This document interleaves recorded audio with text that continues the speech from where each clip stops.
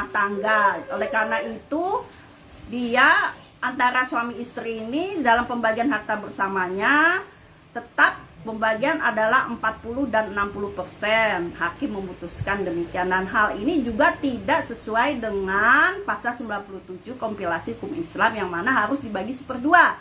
Dan yang terakhir riset yang saya lakukan yaitu adalah pada putusan hakim nomor 38, yaitu di Bukit Tinggi, Padang. Jadi ada 3 riset yang mana sama, suami istri bekerja dan istri dominan memberikan nafkah ekonomi di dalam keluarga. Ini yang belum dibahas di dalam kompilasi hukum Islam. Jadi di dalam buku saya ada dibahas rekonstruksinya, yang mana dengan perkembangan zaman ini wanita sudah bisa mandiri, wanita sudah bisa kedudukannya mungkin dalam hal ini notabene dengan suami dalam penghasilan rumah tangga, atau mungkin juga wanita dia lebih kontribusinya di dalam mencukupi kebutuhan rumah tangga, yang ini belum ada dikupas di dalam pasal 97 kompilasi hukum Islam. Oleh karena itu saya tambahkan poin-poin yang ada tersebut sesuai dengan hasil riset, 3 riset ya, berdasarkan studi kasus, menghasilkan poin-poin tambahan untuk pasal 97 kompilasi hukum Islam. Saya berharap kedepannya hakim nanti akan membagi harta bersama tidak hanya 1/2, tetapi berkembang sesuai dengan kontribusi suami istri tersebut di dalam rumah tangga, dan perlunya ditambahkan di dalam undang-undang tersebut. Ini hal yang sangat penting dan krusial. Mudah-mudahan masyarakat akan bisa memahaminya semaksimal mungkin. Bu, kelebihan buku ini apa sih dibandingkan mungkin dengan buku-buku yang lain terkait masalah ini?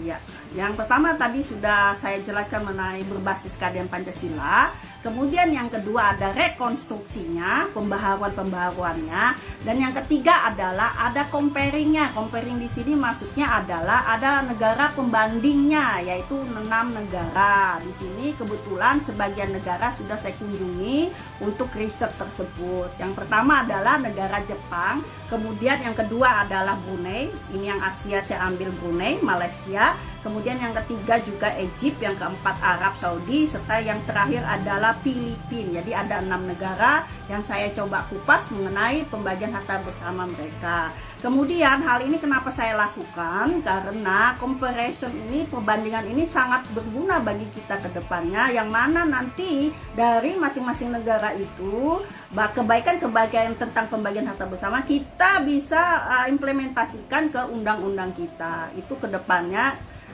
menurut saya sangat bagus untuk comparisonnya mengambil negara lain seperti itu. Bu, di antara 6 negara sebagai negara pembanding tadi atau komparasi tadi itu bisa nggak diambil salah satu contoh seperti apa mereka penerapan pembagian harta bersama ini di sana? Baik, salah satunya akan saya angkat yaitu negara Jepang. Kebetulan alhamdulillah tahun 2018 saya pernah ke negara Jepang untuk seminar internasional artikel saya. Nah, di sana saya melakukan sekalian penelitian dan interview keadaan masalah pembagian harta bersama. Yang perlu kita ambil dari pembagian harta bersama, di negara Jepang itu masyarakatnya apabila terjadi pembagian harta bersama setelah melakukan perceraian, mereka lebih dominan melakukan secara hukum kekeluargaan. Mengapa demikian? Dengan alasan pertama biaya mahal untuk pengacaranya, karena di sana betul-betul memperlakukan pajak yang sangat tinggi ya di negara Jepang. Oleh karena itu dominan mereka melakukan secara keluargaan. Terus alasan yang kedua adalah human right. Mereka sangat menghargai apa milik seseorang itu akan mereka berikan tanpa ada suatu perselisihan atau percekcokan. Jadi nilai manusiawinya ini yang bisa kita ambil dari negara Jepang, menghargai sesama manusia. Apabila itu memang haknya, itulah diberikan. Jadi tidak ada di negara Jepang itu terjadi percekcokan atau perselisihan karena pembagian harta bersama. Itu mungkin kedepannya bisa kita ambil rasa kemanusiaannya itu sesuai dengan sila kedua dari Pancasila. Itu menurut saya, penelitian saya, negara Jepang bagus kita ambil di dalam human right-nya, begitu Pak. Bu, itu kan tadi contohnya kan negara Asia ya, sama Indonesia adalah Asia kan. Kalau misalnya di negara Eropa misalnya atau negara lain di luar pada Asia, Iya. ada nggak perbandingan Bu? Ya. Kebetulan pada waktu tahun berikutnya sebelum itu, setelah saya melakukan penelitian ini, saya jumpa dengan salah satu seorang associate profesor ke Samarinda, ke kota Kalimantan Timur, melakukan diskusi ilmiah.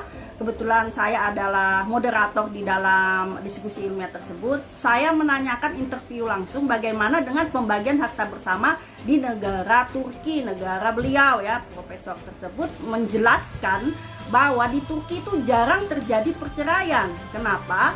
Karena di sana sangat mahal untuk biaya memberikan pembagian harta bersama tersebut kepada misalnya bekas istrinya dalam hal ini, atau suami ini harus memberikan uang yang sangat banyak.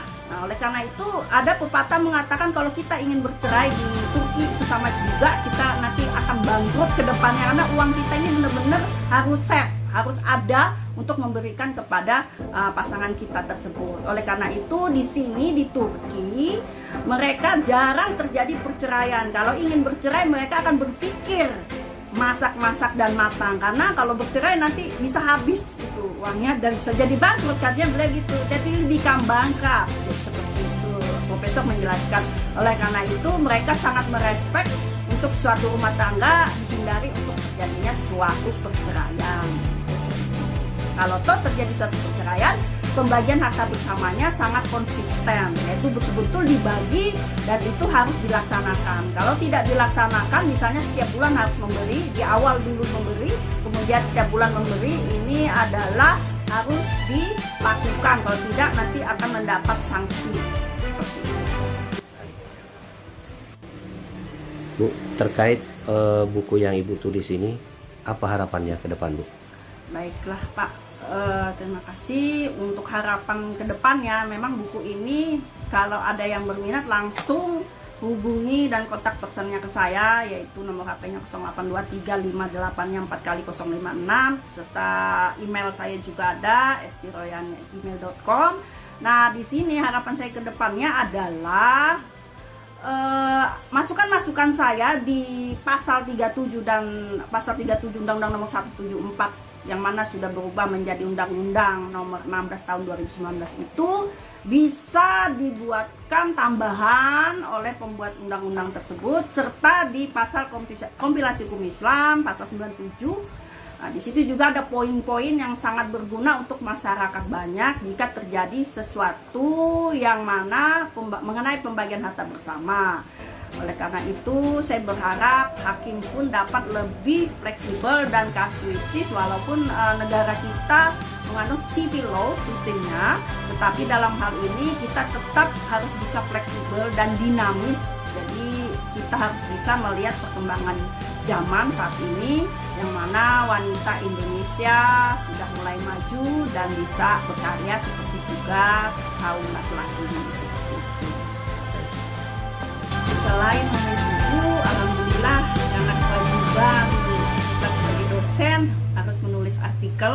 Dalam hal ini saya sangat menyenangi menulis artikel dalam bahasa Inggris. Jadi ini semua adalah artikel saya secara internasional di negara-negara, misalnya ini tahun 2021 Sanliu Pak Turki.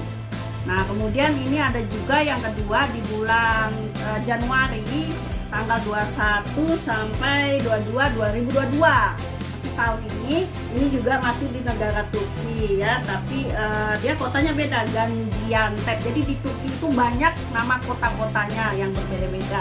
Kemudian juga ini juga masih di tahun 2022, yaitu ini Maret 12 sampai 13, masih tahun ini di Istanbul, Turki. Selain yang artikel tadi Bu? Ini lanjutannya yaitu artikel di negara Turki juga, yaitu kotanya Ankara, April 1 sampai 3 2022. Ini saya berserta tim Torsiladi, yaitu asosiasi yang ada di Samarinda dan ada juga di seluruh provinsi serta pusatnya di Jakarta. Porsiladi adalah forum silaturahmi dokter Indonesia yang baru berdiri tahun lalu di bulan Januari, jadi masih fresh ya Porsiladi tersebut. Nah ini yang motivasi saya buat artikel bendera Porsiladi, forum silaturahmi dokter Indonesia. Kemudian yang selanjutnya adalah masih di negara Turki, yaitu ini adalah Baki Arasia University. Ini saya buat di tahun ini juga, April 27 sampai 28 2022. Dan ini yang terbaru adalah di Amerika Latin Amerika, yaitu Colombia, Bogota, yaitu April tanggal 5 sampai 7 2022. Bu, closing statementnya terkait buku ini apa yang ingin disampaikan, Bu? Hubungan dengan buku yang saya tulis ini tentang pembagian harta bersama, yang mana akibat saya berkeadilan Pancasila, jika masyarakat awam yang ingin mengetahui lebih lanjut jika terjadi kasus yang berhubungan dengan hal pembagian harta bersama, silakan hubungi saya akan welcome datang, hubungi kontak person saya atau email boleh, saya akan insya Allah membantu Bapak Ibu yang mana kesulitan dalam hal pembagian harta bersama. Ya, terima kasih Bu.